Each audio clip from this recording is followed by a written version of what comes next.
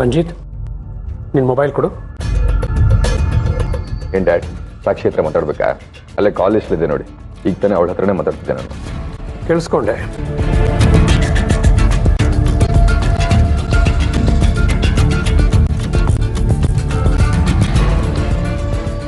Dad, ಏನು ಮಾಡ್ತಿದ್ದೀರಾ? ಸಾಕ್ಷಿ ನಂಬರ್ನ ಡಿಲೀಟ್ ಮಾಡ್ತಾ ಇದ್ದೀನಿ. ಬರೀ ಫೋನಿಂದ ಮಾತ್ರ ಅಲ್ಲ, ನಿನ್ನ ಮೈಂಡಿಂದಲೂ ಅವಳನ್ನ ಡಿಲೀಟ್ ಮಾಡಿದ್ದ. ನಿನ್ನ ಸಾಕ್ಷಿ ಮದುವೆ ನಡೆಯಲ್ಲ. ಯಾಕೆ? ಏನಾಯ್ತು ನಿಮಗೆ? ಇದ್ದಕ್ಕಿದ್ದ ಹಾಗೆ ಉಲ್ಟಾ ಹೊಡಿತಾ ಇದ್ದೀರಲ್ಲ, ಏನಾಯ್ತು?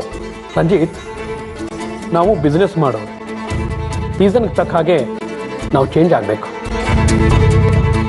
ಮಳೆಗಾಲ ಬಂದರೆ ಕೊಡೆ ಮಾರಿದರೆ ಪ್ರಾಫಿಟ್ಟು, ಚಳಿಗಾಲ ಬಂದರೆ ಸ್ವೆಟ್ರ್ ಮಾರಿದರೆ ಪ್ರಾಫಿಟ್. ಹಾಗೆ ಈಗ ಸಾಕ್ಷಿಯಿಂದ ಯಾವ ಪ್ರಾಫಿಟ್ಟು ಇಲ್ಲ, ಪ್ರಯೋಜನವೂ ಇಲ್ಲ. ನೀನು ಅವಳ ನೆನಪನ್ನು ಮಾರಿಬಿಡು. ಐ ಮೀನ್ ಅವಳನ್ನು ಮರೆತು ಬಿಡು. ತಲೆಗಿಲೆ ಕೆಟ್ಟಿದ್ದೆ ನಿಮಗೆ? ನಾನು ನಿಮ್ಮ ಥರ ಲಾಭ ನಷ್ಟ ಲೆಕ್ಕ ಹಾಕೊಂಡು ಸಾಕ್ಷಿನ ಮದುವೆ ಮಾಡ್ಕೋಬೇಕು ಅಂದ್ಕೊಳ್ಳಿಲ್ಲ. ನಾನು ಅವಳನ್ನ ಲವ್ ಮಾಡ್ತಿದ್ದೀನಿ. ಈ ಲವ್ ಗಿವ್, ಈ ಲವ್ ಸಿನಿಮಾದಲ್ಲಿ ಮಾತ್ರ ಚೆನ್ನಾಗಿರುತ್ತೆ. ರಿಯಲ್ ಲೈಫಲ್ಲಿ ಗಿವ್ ಅಂದರೆ ಗಿವ್ ಆ್ಯಂಡ್ ಟೇಕ್ ಅಂತ. ರಂಜಿತ್, ಇಡೀ ಪ್ರಪಂಚ ನಿಂತಿರೋದೇ ಲಾಭ ನಷ್ಟದ ಲೆಕ್ಕಾಚಾರದಲ್ಲಿ. ಹುಡುಗರು ಬ್ಯೂಟಿ ನೋಡಿ ಲವ್ ಮಾಡ್ತಾರೆ. ಆದರೆ ಹುಡುಗರು back drop, bank balance, salary ನೋಡಿ ಗ್ರೀನ್ ಸಿಗ್ನಲ್ ಕೊಡ್ತಾರೆ. ಅಂದರೆ ಇದು ಒಂಥರ ವ್ಯಾಪಾರನೇ ಅಲ್ವಾ? ಆದರೆ ಸಾಕ್ಷಿ ಆ ಥರದೊಳಲ್ಲ. ನನ್ನ ಹತ್ರ ಇರೋ ಆಸ್ತಿ ನೋಡಿ ಅವಳನ್ನ ಇಷ್ಟಪಡಲಿಲ್ಲ. ನಾನು ಒಳ್ಳೆ ಹುಡುಗ ಅಂತ ಅವಳನ್ನ ಇಷ್ಟಪಡ್ತಿರೋದು. ಆದರೆ ನೀನು ಒಳ್ಳೆ ಹುಡುಗ ಅಲ್ವಲ್ಲಪ್ಪ. ನೀನು ಚಿದಂಬರನ ಮಗ. ನನ್ನ ಮಾತು ಕೇಳು ರಾಜ, ನೀನು ಆ ಹುಡುಗಿನ ಮರೆತು ಬಿಡು. ನಿನಗೆ ಸಾಕ್ಷಿಕ್ಕಿಂತ ಚೆನ್ನಾಗಿರೋ ಹುಡುಗಿನ ನೋಡಿ ಮದುವೆ ಮಾಡಿಸ್ತೀನಿ. ಇದು ನನ್ನ ಪರ್ಸನಲ್ ಲೈಫ್. ನೀವಿದ್ರಲ್ಲಿ ಎಂಟರ್ ಆಗದೆ ಹೋದರೆ ನನಗೆ ನಿಮ್ಮ ಮೇಲಿರೋ ಗೌರವ ಉಳ್ಕೊಳ್ಳುತ್ತೆ. ನಾನು ನಿನಗೆ ಲೈಫ್ ಕೊಟ್ಟವನು. ನಿನ್ನ ಪರ್ಸನಲ್ ಲೈಫಲ್ಲಿ ಎಂಟರ್ ಆಗೋದಕ್ಕೆ ನನಗೆ ಅಧಿಕಾರ ಇದೆ. ರಂಜಿತ್, ನಿನಗೆ ಏನೋ ವಿಷಯ ಹೇಳ್ತೀನಿ. ಸೂರ್ಯ ನನ್ನನ್ನು ಮೀಟ್ ಮಾಡಕ್ಕೆ ಬಂದಿದ್ದ. ಓ, ನಮ್ಮ ಗಣಿ ಪ್ರಾಜೆಕ್ಟ್ಗೆ ಅರ್ಪಿತಾ ಫೋರ್ಜರಿ ಸೈನ್ ಹಾಕ್ಸ್ಕೊಂಡ್ ಬಂದಿದ್ದಲ್ಲ, ಆ ಕೇಸನ್ನ ಸೂರ್ಯ ವಾಪಸ್ ತಗೊಂಡಿದ್ದ ತಾನೆ. ಅಲ್ಲಿಗೆ ಅದೆಲ್ಲ ಮುಗೀತು ಅಂತ ನಾನು ಬಹಳ ಸಂತೋಷ ಪಟ್ಟಿದ್ದೆ.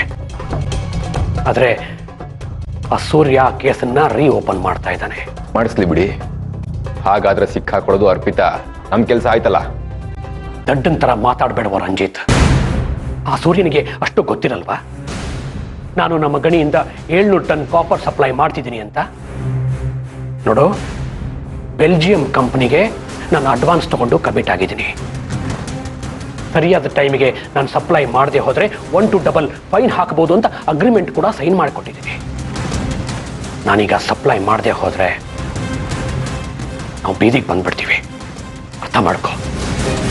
ಈಗ ನೀನೇ ಸಾಕ್ಷಿನ ಮದುವೆ ಆಗಲ್ಲ ಅಂತ ಹೇಳಿದರೆ ಸೂರ್ಯ ಆ ಕೇಸನ್ನ ಓಪನ್ ಮಾಡಲ್ವಂತೆ. ನೀನೇನಾದರೂ ಹಾಗೆ ಹೇಳದೆ ಹೋದರೆ ಆ ಕೇಸನ್ನ ಓಪನ್ ಮಾಡಿ ನಮ್ಮ ಗಣಿಯಲ್ಲಿ ಆಗ್ತಿರೋ ಕೆಲಸಗಳನ್ನ ನಿಲ್ಲಿಸ್ತಾನಂತೆ. ಈ ಟೈಮಲ್ಲಿ ನಾವು ಅವನನ್ನು ಎದುರು ಹಾಕ್ಕೊಂಡ್ರೆ ಎಲ್ಲ ಕಳ್ಕೋಬೇಕಾಗತ್ತೆ. ಅದಕ್ಕೆ ನಿನ್ನ ಸಾಕ್ಷಿನ ಮರೆತು ಬಿಡು.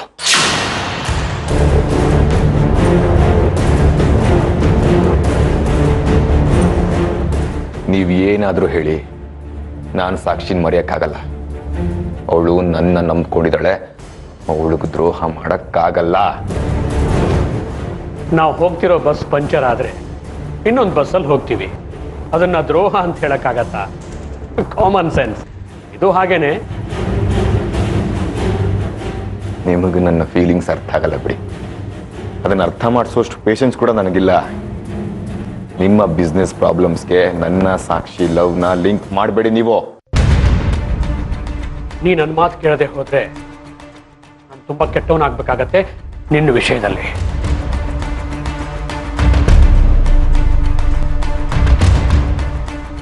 ಅದೇನು ಮಾಡ್ತೀರೋ ಮಾಡಿ. I don't care. I love Sakshi. ಹಾಗಾದ್ರೆ ನಾನು ಸೂರ್ಯನ ಮುಂದೆ ಹೋಗಿ ನೀನೇ ನನ್ನ ಮಗ ಅಂತ ಹೇಳ್ತೀನಿ. ಆಗ ಸಾಕ್ಷಿ ನಿನ್ನನ್ನು ರಿಜೆಕ್ಟ್ ಮಾಡ್ತಾರೆ. ಹಾಗೇನು ಮಾಡ್ತೀಯಾ?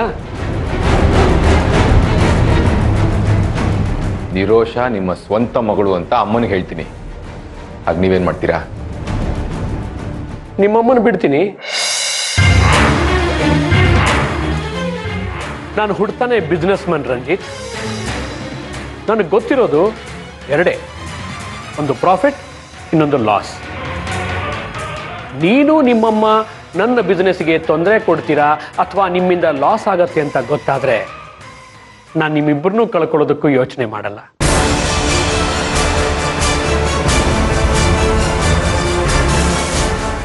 ಅಷ್ಟಕ್ಕೂ ನನ್ನ ಮಾತು ಮೀರಿ ನೀನು ಹೋದ್ರೆ ನನ್ನ ಆಸ್ತಿನಲ್ಲಿ ನಿನಗೆ ಬಿಡಿಗಾಸು ಸಿಗಬಾರ್ದು. ಹಾಗೆ ಮಾಡ್ತೀನಿ. ಹಾ, ನೀನು ಟ್ರಸ್ಟಿ ಆಗಿದೆಯಲ್ಲ ಆ ಸ್ಕೂಲು, ಅದು ನನ್ನ ಹೆಸರಲ್ಲಿದೆ. ನೆನಪಿದೆಯಲ್ಲ ರಂಜಿತ್? ನಿನ್ನ ಬ್ಯಾಂಕ್ ಅಕೌಂಟಲ್ಲಿ 10 ಲಕ್ಷ ರೂಪಾಯಿ ಮತ್ತೆ 2 ಕಾರ್ ಬಿಟ್ರೆ ನಿನ್ನ ಹತ್ರ ಬೇರೆ ಏನೂ ಇಲ್ಲ. ಹಾ, ಅದನ್ನಿಟ್ಕೊಂಡು ನೀನು ಬಿಸ್ನೆಸ್ ಮಾಡ್ತೀನಿ ಅಂತ ಹೋದ್ರೆ ನಿನ್ನ ಹತ್ರ ಯಾರೂ ಬರಬಾರ್ದು. ಯಾವ ಬ್ಯಾಂಕು ನಿನಗೆ ಲೋನ್ ಕೊಡೋಕೆ ಮುಂದೆ ಬರಬಾರ್ದು. ಹಾಗೆ ಮಾಡ್ತೀನಿ. ಹಾಗೆ ನಿನ್ನ ಹೆಸರು ಕೆಡಿಸ್ತೀನಿ.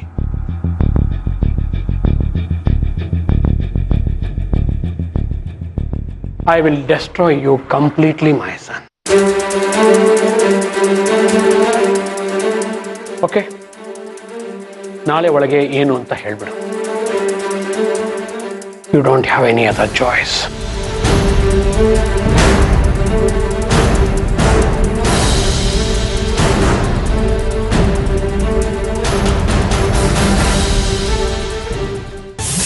ಏನ್ ಮಾಡ್ತಾ ಇದ್ದೀರಾ ಸೂರ್ಯ ಅವರೇ? ನೀವು ಸಾಕ್ಷಿನ ರಂಜಿತ್ ಜೊತೆ ಮದುವೆ ಮಾಡ್ತೀರಾ? ಅದು ಈ ಜನ್ಮದಲ್ಲಿ ಸಾಧ್ಯ ಇಲ್ಲ. ಮತ್ತೆ ಯಾಕೆ ಅವಳ ಹತ್ರ ಸುಳ್ಳು ಹೇಳಿದ್ರಿ? ಸತ್ಯ ಹೇಳಿದ್ರೆ ಅರಗಿಸ್ಕೊಳ್ಳೋ ಶಕ್ತಿ ಇಲ್ವಲ್ಲ ಅವಳ ಹತ್ರ. ಅದಕ್ಕೆ ಸುಳ್ಳನ್ನ ಸತ್ಯ ಅಂತ ಅನ್ಕೊಂಡು ಸ್ವಲ್ಪ ದಿನ ಸಂತೋಷ ಪಡಲಿ ಅಂತ ಹಾಗೆ ಹೇಳಿದೆ. ಇನ್ನು ಸ್ವಲ್ಪ ದಿನ ಸುಳ್ಳು ಹೇಳ್ಬೋದು ಅಷ್ಟೇ. ಆಮೇಲೆ ರಂಜಿತ್ನ ಬಿಟ್ಬಿಡು ಅಂತ ಗೋಗರಿಯೋ ಸಂದರ್ಭ ಬರಲ್ಲ ಅನ್ಸುತ್ತೆ. ಸಾಕ್ಷಿನೇ ನಮ್ಮ ಹತ್ರ ಬಂದು ಸಾರಿ ಕೇಳ್ತಾಳೆ. ರಂಜಿತ್ ಒಬ್ಬ ಮೋಸಗಾರ, ಅವನು ನನ್ನನ್ನು ಅವಾಯ್ಡ್ ಮಾಡ್ತಿದ್ದಾನೆ, ನಾನು ನಿಮ್ಮ ಮಾತು ಕೇಳಬೇಕಿತ್ತು ಅಂತ ಕಣ್ಣೀರು ಹಾಕ್ತಾಳೆ. ಅವಳು ನೋಡಿ ನಮ್ಮ ಮನಸ್ಸಿಗೆ ಸಂಕಟ ಆಗುತ್ತೆ. ಆದರೆ ಜೀವನ ಪರ್ಯಂತ ಅವಳು ಕಣ್ಣೀರು ಹಾಕೋದನ್ನು ತಪ್ಪಿಸೋದಕ್ಕೆ ಬೇರೆ ಯಾವ ದಾರಿನೂ ನನಗೆ ಕಾಣಿಸ್ತಾ ಇಲ್ಲ. ಇದೆಲ್ಲ ಸಾಧ್ಯ ಅಂತ ನಿಮ್ಗೆ ಅನಿಸ್ತಾ ಇದೆಯಾ? ನನ್ನ ಮೇಲೆ ನಂಬಿಕೆ ಇಲ್ವಾ ನಿಮಗೆ? ದೇವರನ್ನ ನಂಬೋಷ್ಟೇ ನಿಮ್ಮನ್ನ ನಂಬ್ತೀನಿ. ಸಾಕ್ಷಿ ಸ್ವಲ್ಪ ದಿನ ರಂಜಿತ್ನ ಮನಸ್ಸಲ್ಲಿ ಇಟ್ಕೊಂಡು ಕಣ್ಣೀರು ಹಾಕ್ತಾಳೆ.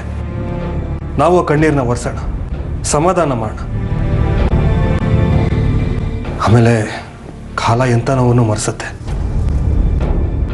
ರಂಜಿತ್ನ ಸಂಪೂರ್ಣವಾಗಿ ಮನಸ್ಸಿಂದ ತೆಗೆದುಹಾಕಿದ ಮೇಲೆ ಒಳ್ಳೆ ಹುಡುಗನ ನೋಡಿ ನಾವು ಮದುವೆ ಮಾಡೋಣ. ನಿನ್ನ ಫೋನ್ ರಿಂಗ್ ಆಗ್ತಾ ಇದೆ ನೋಡು. ನನಗೆ ಮಾತಾಡೋ ಮನಸ್ಸಿಲ್ಲ ಇವಾಗ.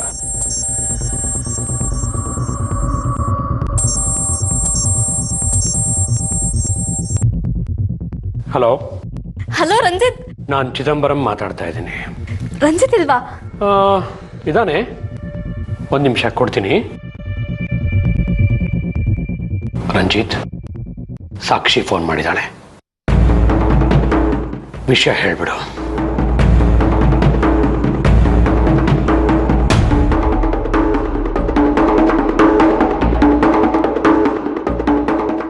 ಹಲೋ ರಂಜಿತ್, ನಾನು ನಿಮ್ಗೊಂದು ಹ್ಯಾಪಿ ನ್ಯೂಸ್ ಹೇಳ್ತೀನಿ. ಕೇಳಿದ್ರೆ ಈಗಲೇ ಓಡ್ ಬಂದ್ಬಿಡ್ತೀರಾ. ನಮ್ ಡ್ಯಾಡಿ ನಮ್ಮ ಮದ್ವೆಗೆ ಒಪ್ಕೊಂಡ್ರು.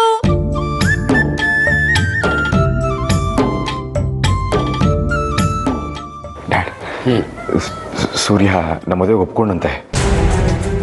ಆದರೆ ನನಗೆ ನಿನ್ನ ತಂದೆಗೆ ಈ ಮದುವೆ ಒಪ್ಪಿಗೆ ಇಲ್ಲ ಅಂತ ಹೇಳ್ಬಿಡು.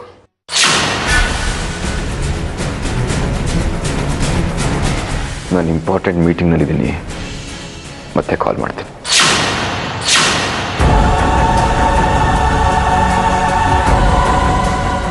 ಗುಡ್. ಅವಳನ್ನ ಹೀಗೆ ಅವಾಯ್ಡ್ ಮಾಡು, ಮೀಟ್ ಮಾಡಕ್ಕೆ ಹೋಗ್ಬೇಡ. ಫೋನ್ ರಿಸೀವ್ ಮಾಡಬೇಡ, ಡಿಸ್ಕನೆಕ್ಟ್ ಮಾಡಿ ಸ್ವಿಚ್ ಆಫ್ ಮಾಡು.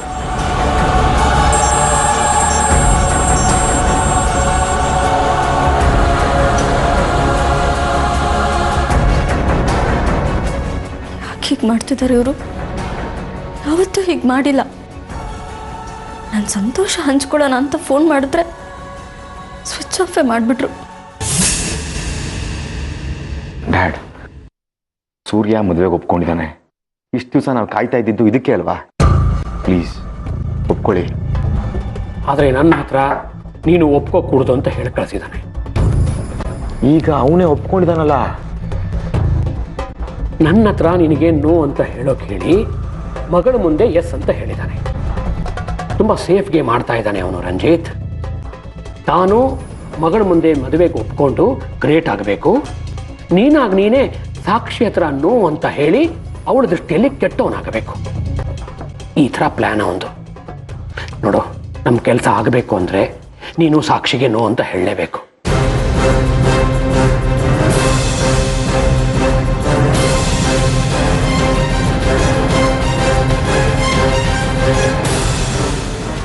ಹೃದಯಕ್ಕೆ ನೋವಾಯಿತು ಅಂತ ಲಿವರ್ಗೆ ತೊಂದರೆ ಕೊಡಬೇಡ. ಡ್ರಿಂಕ್ ರೆಸ್ಪಾನ್ಸಿಬಲಿ.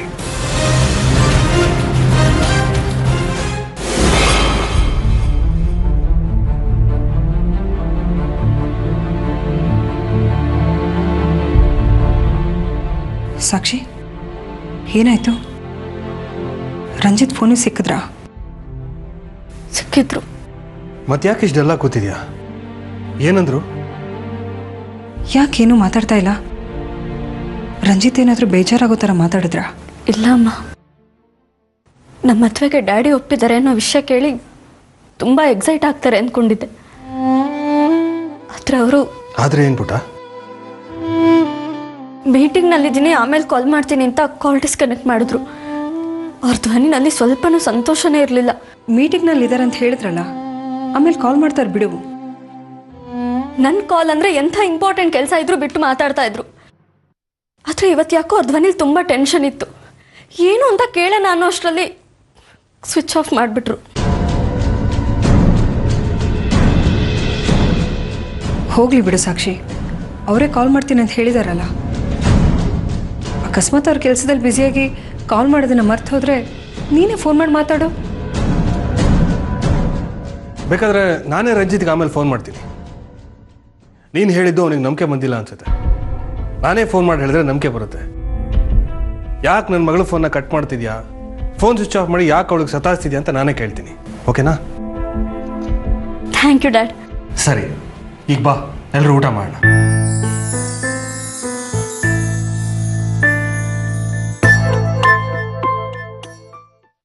ಚಿದಂಬರಂ ಹತ್ರ ನೀವು ಹೋಗಿ ಮಾತಾಡಿದ್ದಕ್ಕೆ ಚಿದಂಬರಂ ರಂಜಿತಿಗೆ ಪ್ರೆಷರ್ ಹಾಕಿದ್ದಾನೆ. ಅದಕ್ಕೆ ಸಾಕ್ಷಿ ಹತ್ರ ಅವ್ನು ಈ ರೀತಿ ಮಾತಾಡ್ದ ಅಂತ ಹೇಳ್ತಾ ಇದ್ದೀರಾ? ಹೌದಾ ಆರ್ತಿ ಅವರೇ? ಇನ್ಮೇಲೆಲ್ಲ ನಮ್ಮ ಪ್ಲಾನ್ ಪ್ರಕಾರನೇ ನಡೆಯುತ್ತೆ. ಇಷ್ಟು ದಿನ ಸಾಕ್ಷಿ ನನ್ನ ಜೀವ ಅಂತ ಹೇಳ್ಕೊಂಡು ತಿರುಗಾಡ್ತಿದ್ದ ರಂಜಿತ್ ಇವತ್ತು ನೋಡಿದ್ರ ಆ ಚಿದಂಬರಂ ಮೂಲಕ ನಾನು ಕೊಟ್ಟ ಒಂದು ಡೋಸ್ಗೆ ಹೆದರಿ ಫೋನ್ನ ಸ್ವಿಚ್ ಆಫ್ ಮಾಡಿ ಇಟ್ಕೊಂಡಿದ್ದಾನೆ. ಇದರಲ್ಲೇ ಗೊತ್ತಾಗುತ್ತೆ ಆ ರಂಜಿತ್ಗೆ ನಮ್ಮ ಸಾಕ್ಷಿ ಮೇಲೆ ಎಷ್ಟು ಪ್ರೀತಿ ಇದೆ ಅಂತ. ಅವನಿಗೆ ನಿಜವಾದ ಪ್ರೀತಿ ಇದ್ದಿದ್ರೆ ಚಿದಂಬರಂ ಮಾತನ್ನ ಧಿಕ್ಕರಿಸಿ ಅವನು ಬರ್ತಾ ಇದ್ದ. ಆದರೆ ಇದು ನಮಗೆ ಅರ್ಥ ಆಗಿ ಪ್ರಯೋಜನ ಇಲ್ಲ ಸೂರ್ಯರೇ. ಸಾಕ್ಷಿಗೆ ಮೊದಲು ಅರ್ಥ ಆಗಬೇಕು. ಅವಳಿಗೂ ಅರ್ಥ ಆಗುತ್ತೆ.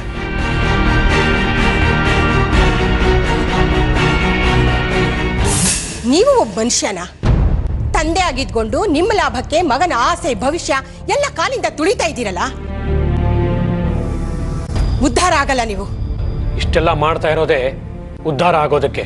ಎಲ್ಲ ಹಾಳಾದ್ಮೇಲೆ ಯಾರನ್ನು ಉದ್ಧಾರ ಮಾಡ್ತೀರ್ರಿ ನೀವು? ಮನೆಯವ್ರಿಗೆಲ್ಲ ಹೀಗೆ ನೋವು ಕೊಟ್ಟು ಎಷ್ಟು ಕೋಟಿ ಸಂಪಾದನೆ ಮಾಡಿದ್ರೆ ಏನ್ ಬಂತು ಪ್ರಯೋಜನ? ಯಾರಿಗೆ ಬೇಕಾಗಿದೆ ಈ ನಿಮ್ ದುಡ್ಡು?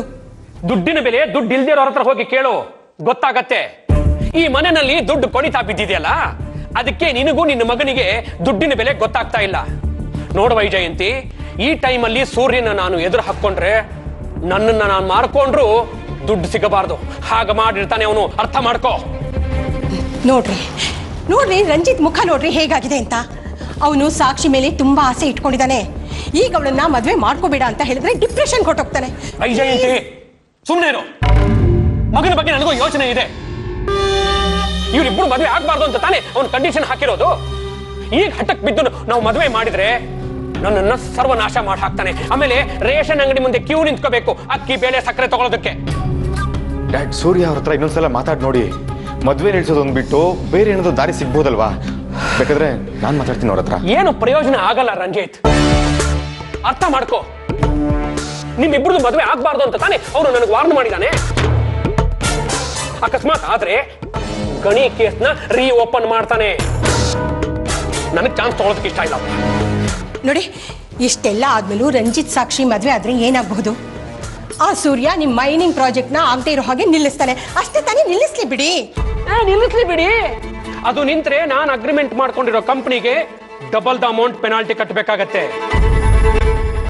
5 ಕೋಟಿ ಯೂರೋಗೆ ನಾನು ಅವ್ರ ಹತ್ರ ಅಗ್ರಿಮೆಂಟ್ ಮಾಡ್ಕೊಂಡಿರೋದು. ಈಗ ಸರಿಯಾದ ಟೈಮ್ಗೆ ನಾನು ಅವರಿಗೆ ಮಟೀರಿಯಲ್ ಸಪ್ಲೈ ಮಾಡದೆ ಹೋದ್ರೆ 10 ಕೋಟಿ ಯೂರೋ ಪೆನಾಲ್ಟಿ ಕಟ್ಟಬೇಕು. ಇಂಡಿಯನ್ ಕರೆನ್ಸಿ ಪ್ರಕಾರ ಅದು ಹತ್ತತ್ರ 700 ಕೋಟಿ ರೂಪಾಯಿ ಆಗತ್ತೆ. ಅಷ್ಟೊಂದು ದುಡ್ಡು ಪೆನಾಲ್ಟಿ ಕಟ್ಟಬೇಕು ಅಂದ್ರೆ ನಾನು ನನ್ನ ಹತ್ರ ಇರೋ ಆಸ್ತಿ ಪಾಸ್ತಿ ಎಲ್ಲ ಮಾರಬೇಕಾಗತ್ತೆ. ಇಷ್ಟು ವರ್ಷ ಕಷ್ಟಪಟ್ಟು ಸಂಪಾದನೆ ಮಾಡಿರೋ shares, savings, mutual funds, immovable property, ಚಿನ್ನ ಬೆಳ್ಳಿ ಎಲ್ಲ ಮಾರಬೇಕಾಗತ್ತೆ. ಇಷ್ಟೆಲ್ಲ ಮಾರಿದ ಮೇಲೆ ನನ್ನ ಹತ್ರ ಒಂದು 20 ಲಕ್ಷ ಉಳ್ಕೊಳ್ಳುತ್ತೋ ಇಲ್ವೋ ಆ ಭಗವಂತನಿಗೆ ಗೊತ್ತು. ಹೋದ್ರೆ ಹೋಗ್ಲಿ ಬಿಡಿ. ರಂಜಿತ್ ಸಂತೋಷದ ಮುಂದೆ ಅದ್ಯಾವುದು ದೊಡ್ಡದಲ್ಲ. ಇರೋಷ್ಟು ದುಡ್ಡಲ್ಲಿ ನೆಮ್ಮದಿಯಾಗಿ ಬದುಕೋಣ. ನೀವು ನನಗೆ ಪರಿಚಯ ಆದಾಗ ತಿಂಗಳಿಗೆ 6,000 ರೂಪಾಯಿ ಸಂಪಾದನೆ ಮಾಡ್ತಾ ಇದ್ರಿ. ಆದ್ರೂ ನಾನು ನಮ್ಮ ತಂದೆ ಹತ್ರ ಜಗಳ ಆಡಿ ನಿಮ್ಮನ್ನ ಮದುವೆ ಆಗ್ಲಿಲ್ವಾ? ಅದು 27 ವರ್ಷದ ಹಿಂದಿನ ಮಾತು ವೈಜಯಂತಿ. ಈಗ ಆ ಥರದ ಬದುಕು ಬದುಕಕ್ಕಾಗತ್ತಾ? ಇಷ್ಟು ವರ್ಷ ನಾವು ಐಷಾರಾಮಿ ಬದುಕಿಗೆ ಅಡ್ಜಸ್ಟ್ ಆಗಿ ಹೋಗ್ಬಿಟ್ಟಿದ್ದೀವಿ. ಡ್ಯಾಡ್, ದುಡ್ಡು ಕಳ್ಕೊಂಡ್ರೆ ಮತ್ತೆ ಸಂಪಾದನೆ ಮಾಡ್ಕೋಬಹುದು. ಆದ್ರೆ ಈಗ ನಾನು ಸಾಕ್ಷಿನ ಕಳ್ಕೊಂಡ್ರೆ ಈ ಜನ್ಮದಲ್ಲಿ ಮತ್ತೆ ಅವಳಂಗೆ ಸಿಗಲ್ಲ. ನೋಡಿ, ನೀವು ಲೋಯರ್ ಮಿಡಲ್ ಕ್ಲಾಸಲ್ಲಿ ಇದ್ದವರು ದುಡ್ದು ಸಂಪಾದನೆ ಮಾಡಿ ಇವತ್ತು ಈ ಹಂತಕ್ಕೆ ಬಂದಿಲ್ವಾ? ನಾನು ದುಡಿತೀನಿ ಡ್ಯಾಡ್, ನಾನು ಸಂಪಾದನೆ ಮಾಡ್ತೀನಿ. ನನಗಿನ್ನೂ ವಯಸ್ಸು ಚಿಕ್ಕದು, ಎಜುಕೇಷನ್ ಇದೆ, ಬಿಸ್ನೆಸ್ ಟ್ಯಾಲೆಂಟ್ ಇದೆ. ನಾವು ಈಗ ಬದುಕ್ತಾ ಇರೋ ಲೈಫ್ ಸ್ಟೈಲ್ಗಿಂತ ಸ್ವಲ್ಪ ಕಡಿಮೆ ಆಗ್ಬೋದು ಅಷ್ಟೇ. ಅದಕ್ಕೆ ನಾನು ಅಮ್ಮ ಅಡ್ಜಸ್ಟ್ ಆಗ್ತೀವಿ. ಹಾಂ, ಪ್ಲೀಸ್ ನೀವು ಒಪ್ಕೊಳ್ಳಿ ಡ್ಯಾಡ್, ಪ್ಲೀಸ್. ಮಗನೇ, ನಾನು ಅದನ್ನೇ ಹೇಳ್ತಿರೋದು. ನಿನಗಿನ್ನೂ ವಯಸ್ಸಿದೆ, ದುಡಿದು ಇಂಪ್ರೂವ್ ಆಗೋದಕ್ಕೆ ಅವಕಾಶಗಳಿದೆ. ಆದರೆ ಅದನ್ನು ನೋಡೋದಕ್ಕೆ ನನಗೆ ವಯಸ್ಸಿರಬೇಕಲ್ಲಪ್ಪ. ಈ ವಯಸ್ಸಿನಲ್ಲಿ ಬೇರೆ ಲೈಫ್ ಸ್ಟೈಲ್ಗೆ ಅಡ್ಜಸ್ಟ್ ಆಗೋದು ಬಹಳ ಕಷ್ಟ. ಅದನ್ನು ಕಲ್ಪಿಸ್ಕೊಳ್ಳೋದಕ್ಕೂ ಸಾಧ್ಯ ಇಲ್ಲ ಮಗನೇ. ಅಂದ್ರೆ ನಿಮ್ಮ ಐಷಾರಾಮಿ ಜೀವನಕ್ಕೋಸ್ಕರ ನಿಮ್ಮ ಮಗನ ಆಸೆ ಭವಿಷ್ಯ ಎಲ್ಲ ನಾಶ ಮಾಡ್ತೀರಾ ನೀವು? ಕೆಟ್ಟ ಸ್ವಾರ್ಥ ಅಲ್ವಾ ಇದು? ವೈಜಯಂತಿ, ನನಗೆ ತೊಂದರೆ ಆದರೂ ಪರವಾಗಿಲ್ಲ ಅಂತ ಆ ಸಾಕ್ಷಿನ ಮದುವೆ ಆಗೇ ಆಗ್ತೀನಿ ಅಂತ ಇವನು ಹಠ ಮಾಡ್ತಿದ್ದಾನಲ್ಲ ನಿನ್ನ ಮಗ, ಅದು ಅವನ ಸ್ವಾರ್ಥ ಅಲ್ವಾ? ಅವನು ತನ್ನ ಅನುಕೂಲ ನೋಡ್ಕೊಂಡ್ರೆ ನಾನು ನನ್ನ ಅನುಕೂಲ ನೋಡ್ಕೊಳ್ಳೋದ್ರಲ್ಲಿ ತಪ್ಪೇನಿದೆ? ಮಗನೇ, ನಿನಗೆ ಬಹಳ ಪ್ರೀತಿಯಿಂದ ಹೇಳ್ತಾ ಇದ್ದೀನಿ, ಅರ್ಥ ಮಾಡ್ಕೊ. ಇನ್ಮೇಲೆ ಸಾಕ್ಷಿ ವಿಷಯ ಎತ್ತೋಕೆ ಹೋಗಬೇಡ. ಅಕಸ್ಮಾತ್ ಎತ್ತಿದ್ರೆ ನಾನು ತುಂಬ ಕೆಟ್ಟವನಾಗಬೇಕಾಗತ್ತೆ ಮಗನೇ. ಅದಕ್ಕೆ ಅವಕಾಶ ಕೊಡೋಕೆ ಹೋಗಬೇಡ. ಪ್ಲೀಸ್ ಅರ್ಥ ಮಾಡ್ಕೊ ನಾನು ಹೇಳ್ತಿರೋದನ್ನ.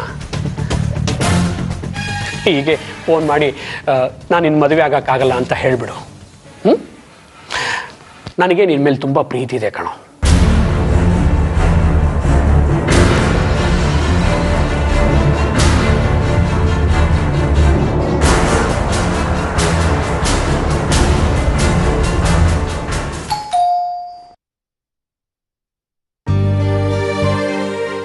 ಬನ್ನಿಮ್ಮ, ಬನ್ನಿ ರಂಜಿತ್.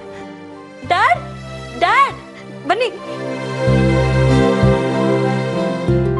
ಯಾರು ಬಂದಿದ್ದಾರೆ ನೋಡಿ?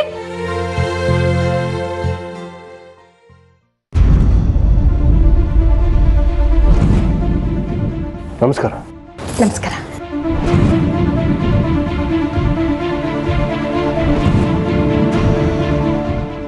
ನೀವು ಬರ್ತೀರಾ ಅಂತ ಸಾಕ್ಷಿ ನನಗೆ ಹೇಳಲೇ ಇಲ್ಲ. ನಾವು ಬರೋ ವಿಷಯ ಸಾಕ್ಷಿಗೂ ಗೊತ್ತಿರಲಿಲ್ಲ. ರಂಜಿತ್, ನಿನ್ನೆ ನಾನು ನಿಮಗೆ ಫೋನ್ ಮಾಡಿದ್ದೆ, ನೀವು ಫೋನೇ ರಿಸೀವ್ ಮಾಡಲಿಲ್ಲ. ನಾನು ಎಷ್ಟು ಎಕ್ಸೈಟ್ಮೆಂಟಲ್ಲಿ ಫೋನ್ ಮಾಡಿದ್ದೆ ಗೊತ್ತಾ? ನಾನು ಸ್ವಲ್ಪ ಬ್ಯುಸಿ ಇದ್ದೆ. ಮಾ,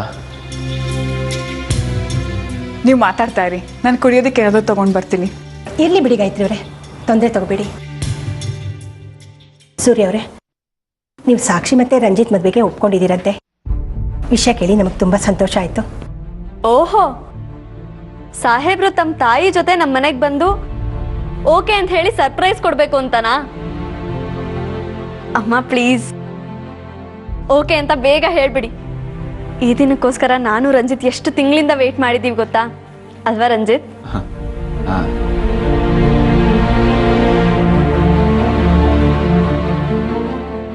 ಅವತ್ತು ಎಂಗೇಜ್ಮೆಂಟ್ ದಿನ ನಡೆದಿದ್ದ ಗಲಾಟೆ ಎಲ್ಲ ನೋಡಿದ್ಮೇಲೆ ನಾನು ಮತ್ತೆ ನಿಮ್ಮ ಮನೆಗೆ ಬರ್ತೀನಿ ಅನ್ನೋ ಕಲ್ಪನೆನೇ ಇರಲಿಲ್ಲ ನನಗೆ. ಇಷ್ಟೆಲ್ಲ ಆದಮೇಲೂ ನೀವು ಮದುವೆಗೆ ಒಪ್ಕೊಂಡಿದ್ದು ನನಗಿಂತ ಹೆಚ್ಚಾಗಿ ನನ್ನ ಮಗನಿಗೆ ತುಂಬಾ ಖುಷಿ ಆಯಿತು. ಆದರೆ ಈ ಮದುವೆ ನಮ್ಮ ಯಜಮಾನ್ರಿಗೆ ಇಷ್ಟ ಇಲ್ಲ.